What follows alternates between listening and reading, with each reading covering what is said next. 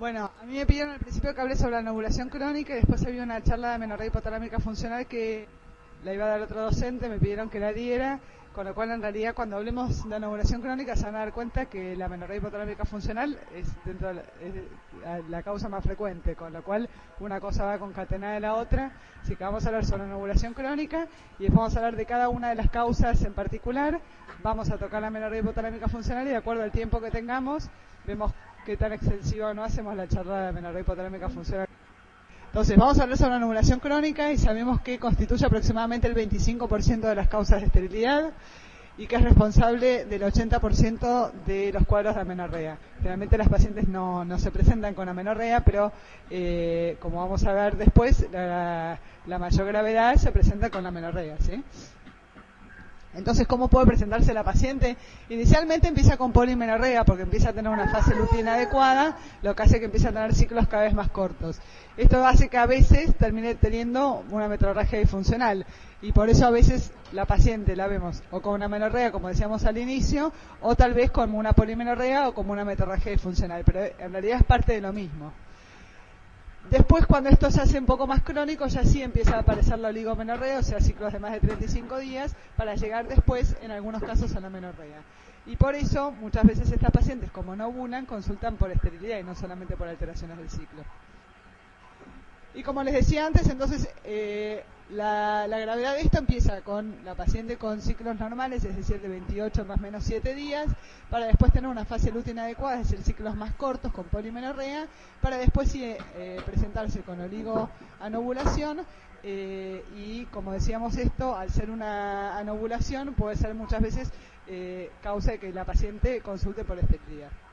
Y entonces, obviamente, si tenemos que ver si la paciente tiene una anovulación o no, primero vamos a hacer el diagnóstico de si esta paciente ovula o no ovula. Tenemos distintas maneras de hacerlo, yo les voy a enumerar todas, obviamente que uno optimiza recursos y no utiliza todas las herramientas, sino que verá dónde está trabajando, cuál de estas herramientas es la que le resulta más fácil acceder y utilizará ese método. Y entonces, una de las alternativas es hacer una ecografía, igual ahora vamos a hablar de cada una de estas maneras de hacer diagnóstico. Otra es hacer un dosaje de progesterona en fase lútea. Otra posibilidad es que si no tenemos acceso a nada de todo esto, la paciente puede tener acceso a una farmacia y a pagar la plata que sale el kit de LH urinario, que sería el Levaplan del comercio, sería otra alternativa. Y la temperatura basal, que en realidad es cuando no tengo ninguna otra alternativa y en realidad no pienso más en la paciente, le digo, bueno, tomate la temperatura basal, que total, nada, tal vez te embarazás, ¿no? Y si yo a la paciente tengo la posibilidad de hacerle una ecografía en el consultorio y constatar ese folículo que me habla de ovulación, puedo aprovechar, ponerle el espéculo y ver cómo está el moco, que saben que es filante, transparente y típico de ovulación. ¿Sí? Es decir, que si vamos a cada uno de los ítems de los que hablábamos, ideal hacer una ecografía en fase folicular temprana para ver que no haya ningún quiste residual, nada del ciclo anterior, que si después yo le hago solamente la ecografía periovulatoria, por ahí en realidad estoy en presencia de un quiste del ciclo anterior y es un quiste funcional. Y aparte también me va a permitir ver reserva ovárica, si en realidad estoy viendo si la paciente ovula, pero también si se embaraza. Y después hacerle sí una ecografía periovulatoria donde voy a ver el folículo de 18, 19 milímetros, que es el típico folículo periovulatorio, que va a tener incluso, si le hago la ecografía, voy a poder ver y apreciar el endometrio, que va a tener estas características, es decir, ser trilaminar y tener al menos 7 milímetros, ¿sí? Si pudiera, le hago una ecografía en fase lútea y veo que este folículo desapareció y en realidad estoy en presencia del cuerpo lúteo. Pero bueno, vivimos en este país donde si a la paciente yo le hago una ecografía en fase folicular temprana, otra cuando ovula y otra en fase lútea, el auditor nos echa la prepaga, ¿sí? Entonces, bueno, si yo optimizo recursos, por él haré una ecografía periovulatoria para ver que esta paciente ovula. Pero idealmente sería que, aunque sea, hacer una en fase folicular temprana, porque les decía, primero para ver si lo que yo estoy viendo acá no es un quiste funcional, y aparte porque me permite ver reserva ovárica y hacer un conteo de folículos centrales, ¿sí? Otra alternativa es, no tengo ecografía, no tengo posibilidad de que la autoricen, no consigue el turno y finalmente se le pasó el momento periovulatorio, le hago en fase lútea un dosaje de progesterona, que en realidad para hablar de ovulación, con 3 nanogramos por mililitro es suficiente. Ustedes me dicen, es muy poco. Bueno, no estamos hablando de fase lútea adecuada, estamos hablando de ovulación y con 3 ya es suficiente.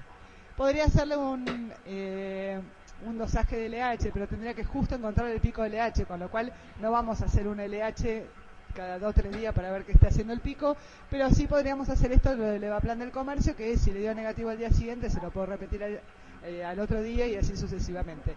Sabiendo que tiene sus limitaciones, hay algunos falsos negativos y al final muchas pacientes se terminan angustiando porque el EVAPLAN les da negativo, pero si no le puedo hacer ecografía, no tiene acceso a hacerse una progesterona, por ahí una alternativa sería esa. El estradiol, en realidad, no lo solemos hacer para diagnóstico de ovulación, pero para que sepan, si yo estoy monitoreando un ciclo y quiero saber si ese folículo tiene un ovocito capaz de ser fertilizado, yo tendría que tener un valor de estradiol de más o menos 150 a 200 picogramos por mililitro para decir que ese es un ovocito que puede lograr un embarazo. Y esto es lo de la temperatura basal. Lo único que tiene a favor lo de la temperatura basal es que no tiene costo económico, ¿sí? Pero la verdad es que la mujer se esté tomando la temperatura rectal antes de levantarse de la cama y antes de hacer nada todas las mañanas para hacer en forma retrospectiva un diagnóstico de ovulación porque aumentó la temperatura, en realidad no es lo más aconsejable. Y entonces, como les decía, el último ítem es evaluar el moco cervical, que como decíamos, tiene ciertas características con una buena cantidad, filancia, celularidad, es decir, que si yo puedo y tengo un microscopio, sé que va a cristalizar en hojas de lecho, y este es el típico moco de ovulación. Y entonces, una vez que yo hice el diagnóstico de si la paciente ovula o no, con alguno de estos métodos que les enumeraba, si yo diagnostico que esta paciente no está ovulando, tengo que ver dentro de la anovulación qué tipo de anovulación tiene. Y esta es la clasificación de la Organización Mundial de la Salud, que habla que el grupo 1 es la anovulación hipogonadotrófica, que sería la menorrea hipotalámica funcional por excelencia, ¿sí? De hecho, de esta es la que vamos a hablar después. La normogonadotrófica, que es el grupo 2, que sería, ¿qué entidad? La PCO, perfecto. El grupo 3, que es la hipergonadotrófica, que sería la falla ovárica, que ahora la llamamos insuficiencia ovárica primaria, ¿sí? Y el grupo 4, que es secundario a otras causas, como ser hiperprolactinemia, hipotiroidismo. No sé si ya tuvieron clase de todo esto, yo lo que voy a hacer es hablarles un poquito de cada una de estas, ¿sí? Como siempre en medicina, el diagnóstico empieza con un buen interrogatorio. Entonces, una de las cosas que le puedo preguntar a la paciente es si justo estuvo perdiendo peso o ganando peso en este último tiempo, si justo empezó a entrenar más, si está haciendo un exceso en el ejercicio físico, si tuvo cambios en la conducta alimentaria, ¿sí? Todo esto me habla de menorrea hipotalámica funcional. Al igual que las alteraciones psicológicas, el estrés es una de las causas de menorrea hipotalámica funcional. Con estas 4, más o menos estoy pensando en el grupo 1. El grupo 2 lo pienso con esto, si le empiezo a preguntar a la paciente si tiene más pelitos, más granitos, si me habla del hirsutismo, todo el hiperandrogenismo, me habla más pensando en un normogonadotrófico, si el grupo 2, el síndrome de ovario poliquístico. Si está tomando algún fármaco en particular, las pacientes dicen, no tomo nada, pero no, sí, cuando me empezás a entrenar un poco más y todas las noches para dormir me clavo un ribotril. Bueno, eso me puede aumentar la prolactina y me puede producir entonces una hiperprolactinemia con oligoanovulación. Y bueno, obviamente que va surgiendo en el interrogatorio a toda paciente, siempre le voy a investigar los antecedentes familiares y personales, y ahí va a saltar si se recibió radioterapia, quimioterapia, algo que me va a pensar en una insuficiencia ovárica. Y obviamente todas estas preguntas relacionadas temporalmente con la alteración menstrual por la que consulta. Una vez que ya hice el interrogatorio, voy al examen físico. Con el peso y la talla saco el BMI, que saben que es peso sobre talla al cuadrado.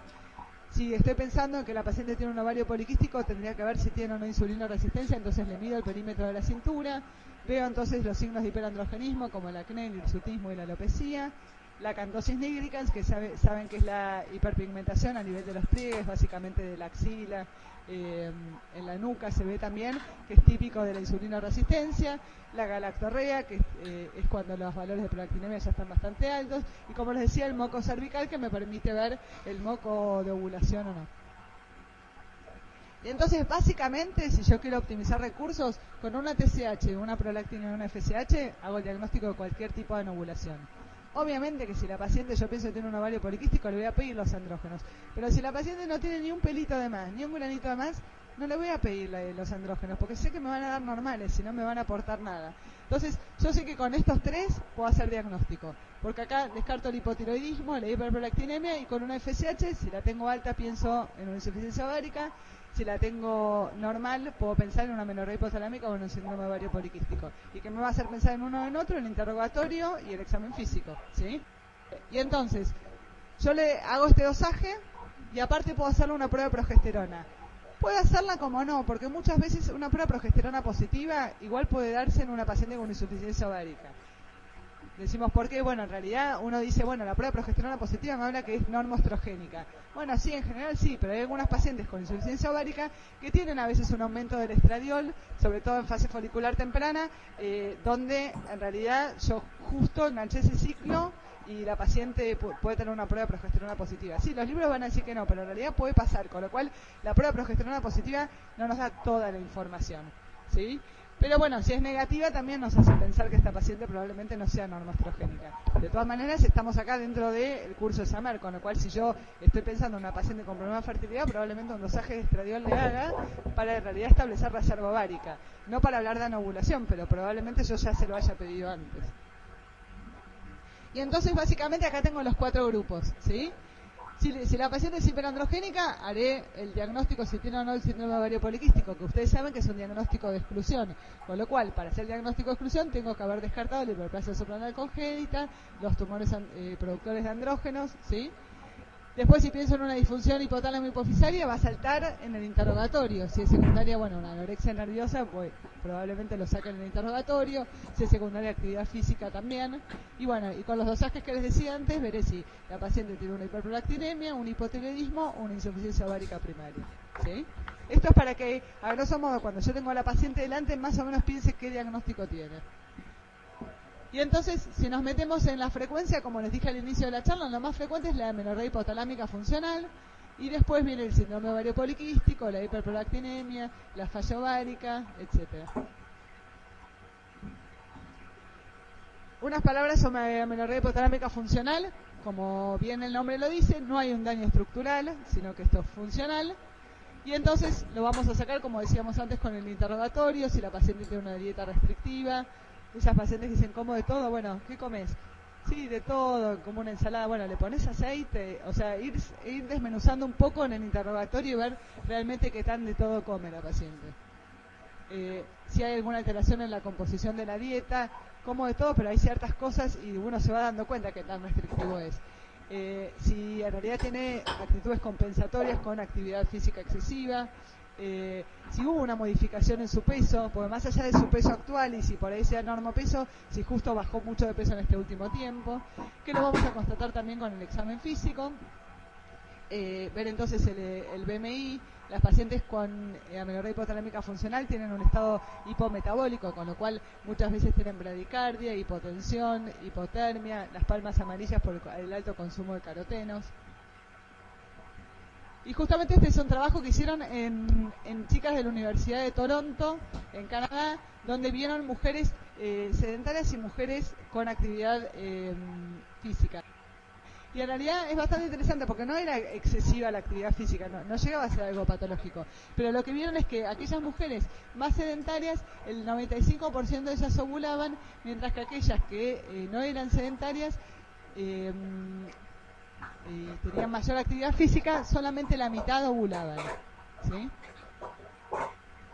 De hecho, si se fijan acá, las pacientes sedentarias ninguna tuvo alteraciones del ciclo, mientras que aquellas pacientes con mucha actividad física, el 7% eran oligomenorreicas y el 37% amenorreicas.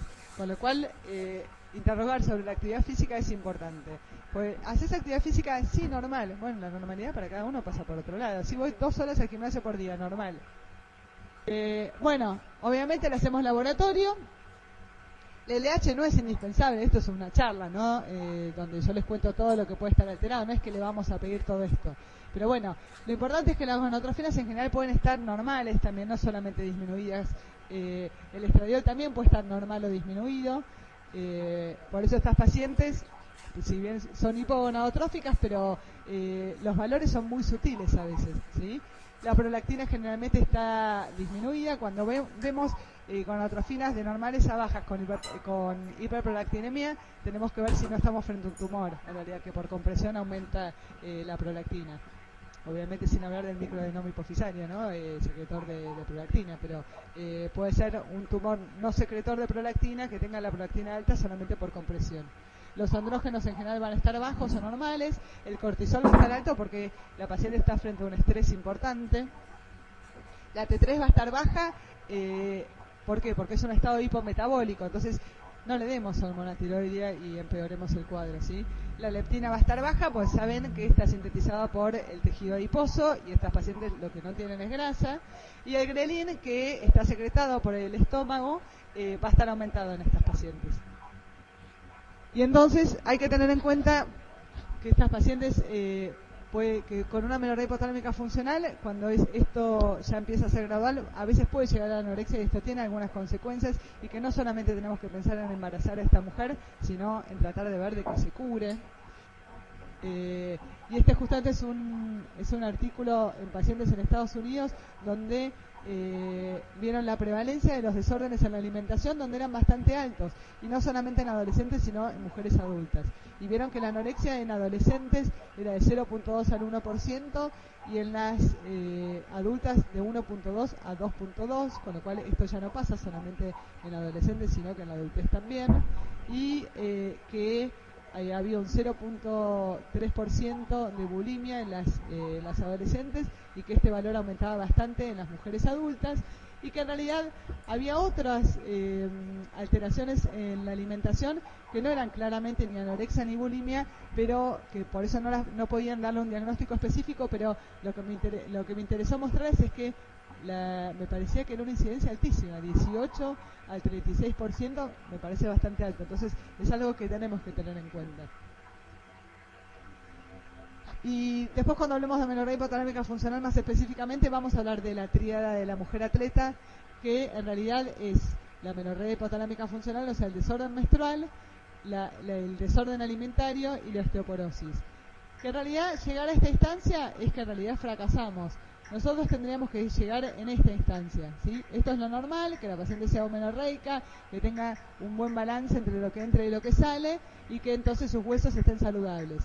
Pero muchas veces las encontramos acá y no hacemos nada, no nos damos cuenta que esta sutil alteración del ciclo en realidad me está prediciendo algo que va a ser mucho peor, que empieza a haber un mínimo desbalance para después ya ver una baja ingesta, y que esta disminución de del cianuro de la ósea con el tiempo lleva a una osteoporosis. Y entonces, en el diagnóstico también, si yo quiero ver qué composición corporal tiene, puedo hacer una densitometría donde puedo evaluar masa grasa y masa magra, y que a toda paciente que presenta una amenorrea de más de 6 meses le tengo que pedir una densitometría, tenga la edad que tenga.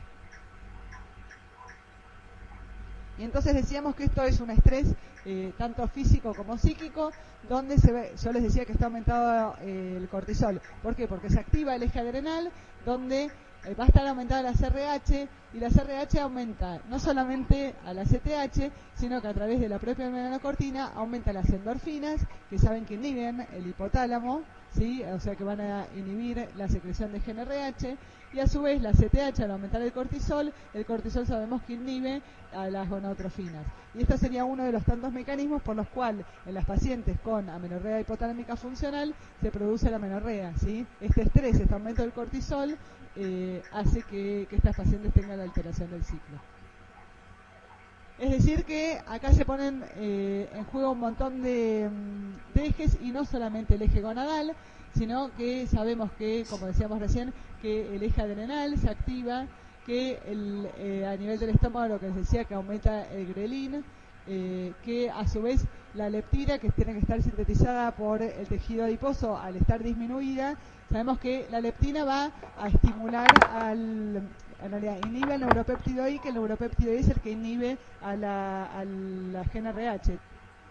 La leptina lo que va a hacer es el quispeptín, ahí estimula la GnRH, ¿sí? Entonces, cuando hay leptina normal, esto estimula el quispeptín, que estimula el GnRH, que se estimula el ciclo. Cuando yo tengo baja la leptina, se inhibe al quispeptín, lo cual inhibe a la GnRH, y por ende no se secretan las gonadotrofinas.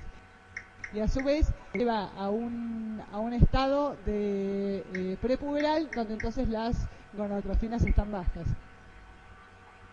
Y entonces el tratamiento van a ser las modificaciones dietarias, obviamente, y no solamente estimular la ovulación, que esto es lo que quiero que se lleven. Que es muy fácil en realidad embarazar a mujeres con amenorrea hipotalámica funcional, que no nos tenemos que olvidar que le tenemos que dar no solamente FSH, sino también LH, porque tienen déficit de las dos, pero que si son mujeres jóvenes, en realidad las podemos embarazar rápidamente. El tema es que el producto de la concepción también es importante, y también que la mujer esté sana, y que embaracemos mujeres sanas, y no solamente mujeres a las que les podemos dar gonadotrofinas y embarazarlas, ¿sí?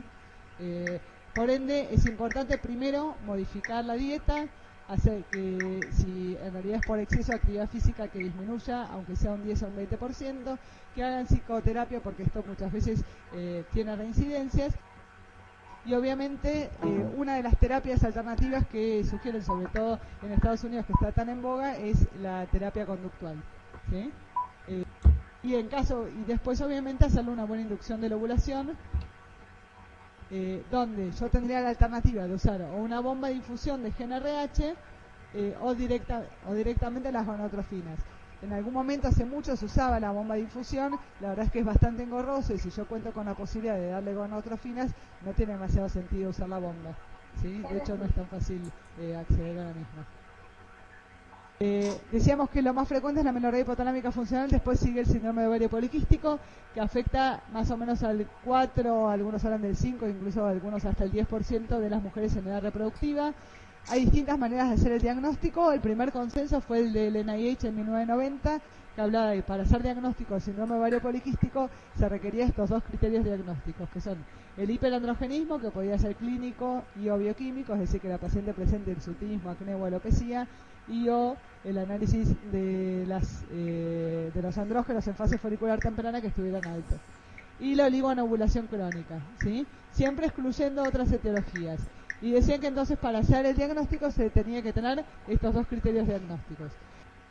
Después apareció el consenso de Rotterdam, donde incorporó la ecografía transvaginal como criterio diagnóstico, y entonces hablamos de una ecografía con ovarios de aspecto poliquístico cuando tenemos al menos un ovario con una imagen así, ¿sí? Que tenga al menos 12 o más folículos entre 2 a 9 milímetros y o un volumen de más de 10.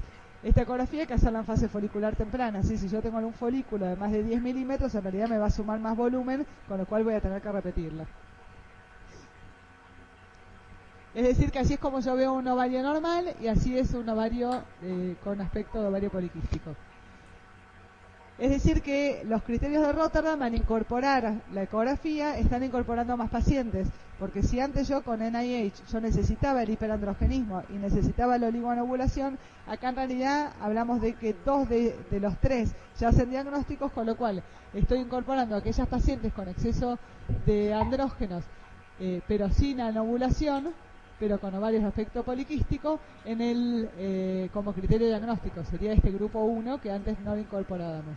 Y a su vez, pacientes sin exceso de andrógenos, pero con anovulación y ovarios de aspecto poliquístico, que sería el grupo 2, estaríamos incorporándolas dentro del criterio diagnóstico, ¿sí? Por eso cuando arranqué hablando del síndrome de ovario poliquístico, les dije que la prevalencia era de un 4 a un 10%, porque en realidad depende cómo hagamos el diagnóstico. Si nos basamos en el consenso de Rotterdam, en realidad estamos incorporando más pacientes.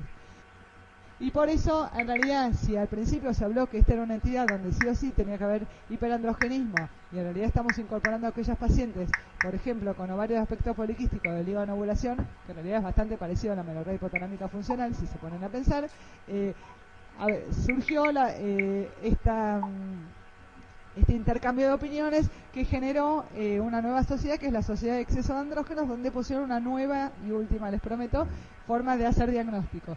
Que sería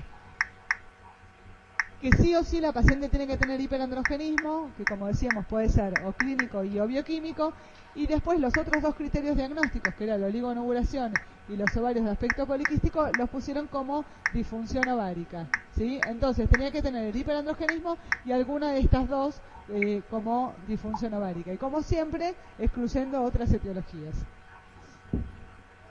¿Sí? Es decir, que estas son las 3 maneras de hacer diagnóstico. Serían los mismos criterios diagnósticos, pero distintas maneras de agruparlos. ¿Sí? ¿Se entiende?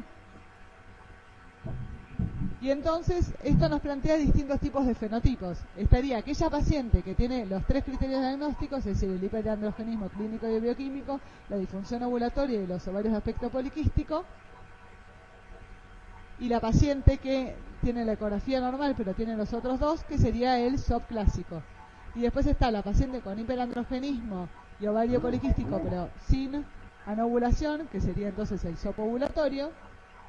Estaría la paciente con disfunción ovulatoria y ovarios de aspecto poliquístico pero sin hiperandrogenismo, que entonces lo llamaron SOP leve. Es decir, que estos dos primeros, el fenotipo A y B, son el criterio de SOP por NIH, y el fenotipo C y D serían los SOP no NIH, que incorpora el consenso de Rotterdam. Lo que tienen que tener en claro es que a mayor hiperandrogenismo y a mayor insulinoresistencia y a mayor problemas metabólicos, mayor va a ser la alteración del ciclo, ¿sí? Como que todo va de la mano. Es decir, que estas pacientes en realidad van a tener alteraciones del ciclo y probablemente consulten por esterilidad, por la oligoanovulación, pero que esto también se relaciona con otras alteraciones que son más propias del fenotipo A y B. ¿Sí? ¿Y qué es lo que pasa? Las pacientes que tienen insulinoresistencia, esta hiperinsulinemia hace que a nivel del hígado disminuyan las globulinas transportadoras de hormonas sexuales y por ende aumenta la actividad de los andrógenos. También disminuye la IGF-BP, ¿sí? Que es la que transporta la IGF-1, y por ende todo esto va a llevar a un mayor aumento de andrógenos. Es decir que la paciente, bueno, algunos hablan de la programación fetal, de estas chicas que nacen con un peso bajo al nacer, que hay factores ambientales y factores genéticos, que esto lleva entonces a el síndrome de ovario poliquístico. Sí, como se acuerdan, esto era el grupo 2 de la OMS, y un poco esto ya lo charlamos. Pero bueno, hay que tener en cuenta que estas pacientes tienen sus manifestaciones reproductivas con la oligoanovulación, el hiperandrogenismo, los ovarios de aspecto poliquístico, la hipersecreción de LH, sobre todo en las pacientes flacas, y esto lleva a la esterilidad, pero que no nos tenemos que olvidar que también hay todo un síndrome metabólico atrás. Sobre todo, como les decía, en el grupo A y B. Vamos al grupo 3, ¿sí? La insuficiencia ovárica primaria, que es responsable del 30% de las amenorreas primarias y del 10% de las amenorreas secundarias. ¿Sí? Es decir, que si vemos de las amenorreas primarias se lleva un grupo grande, pero en realidad la amenorrea secundaria es más frecuente que la primaria. ¿Sí? ¿A qué llamamos insuficiencia ovárica primaria? Aquellas pacientes con, habríamos hablado que es el grupo 3, ¿sí? es la amenorrea hipergonadotrófica, que es hipoestrogénica, y esto se da en mujeres de menos de 40 años, donde decíamos que la amenorrea puede ser primaria o secundaria, depende si la paciente tuvo o no menarca, que se da entonces, como decíamos, en mujeres de menos de 40 años, que el diagnóstico se hace con 2 FSH de más de 40, separadas por al menos 60 días, que la incidencia va a ser más frecuente a medida que nos acercamos a los 40 años, obviamente,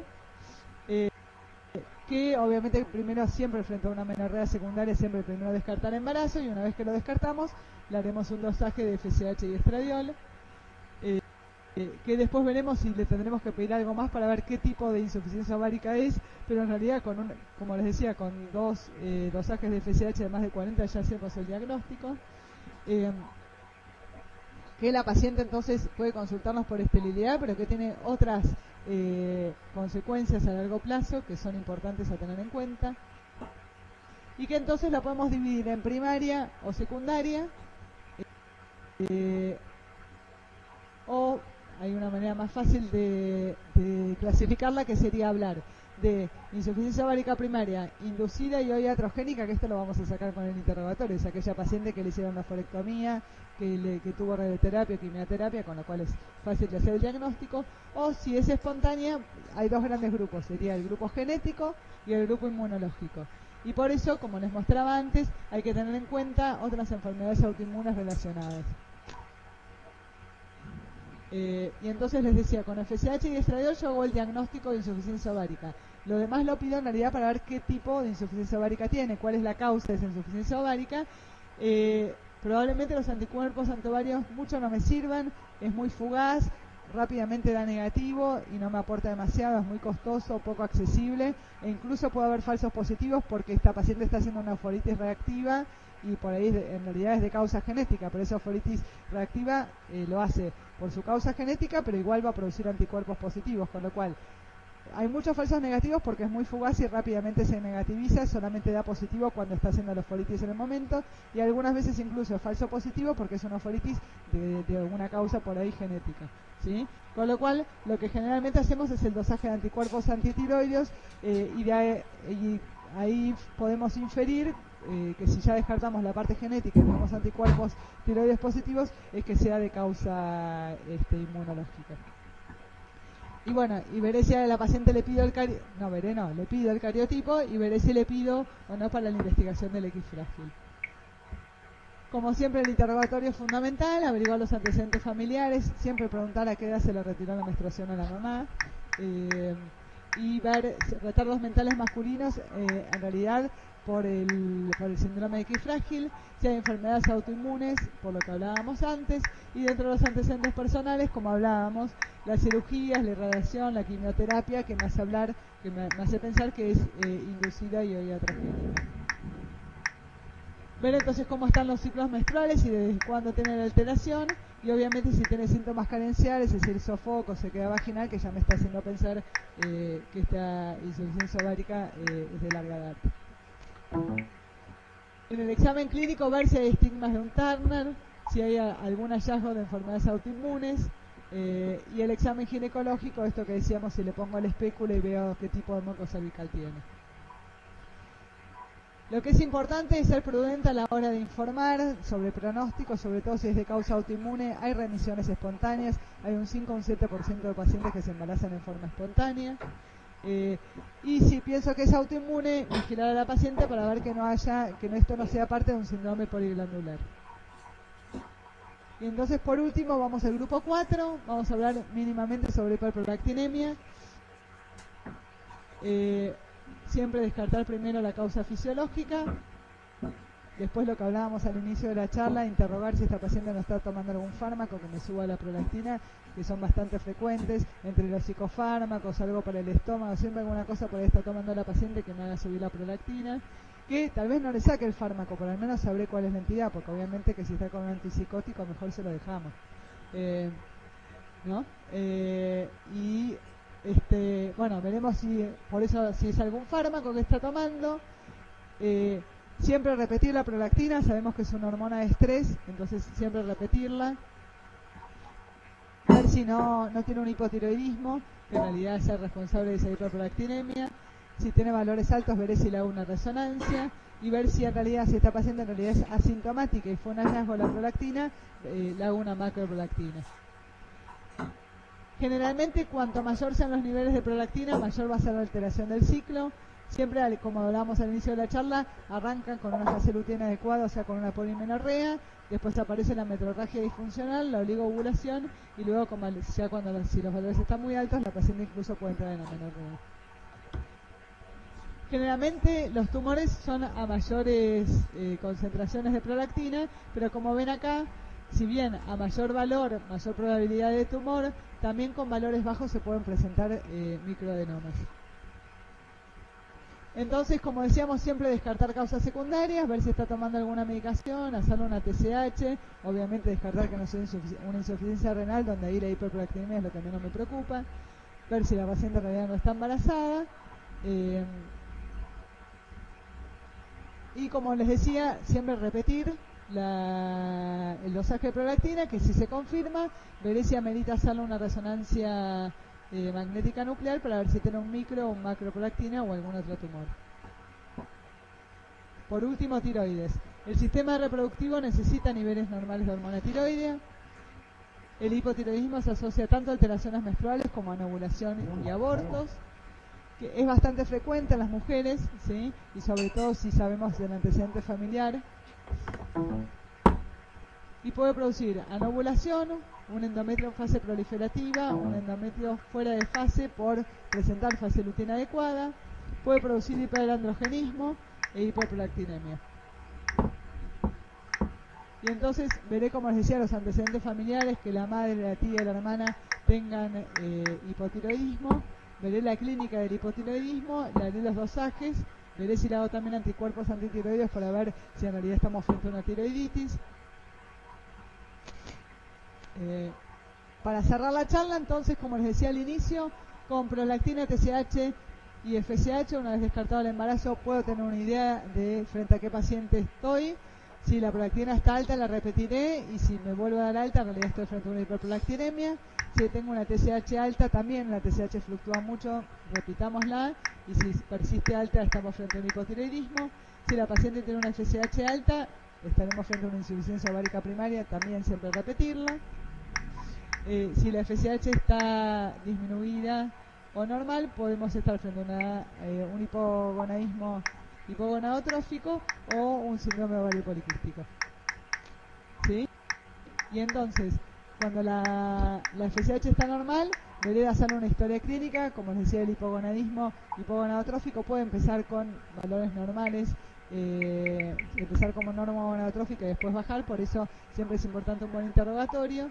Y veo si esta paciente tiene signos o no de hiperandrogenismo para pensar si tiene un síndrome de ovario poliquístico.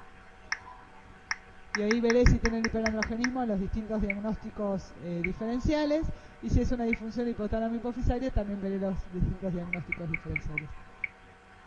Bueno, creo que con esto estamos. ¿Sí?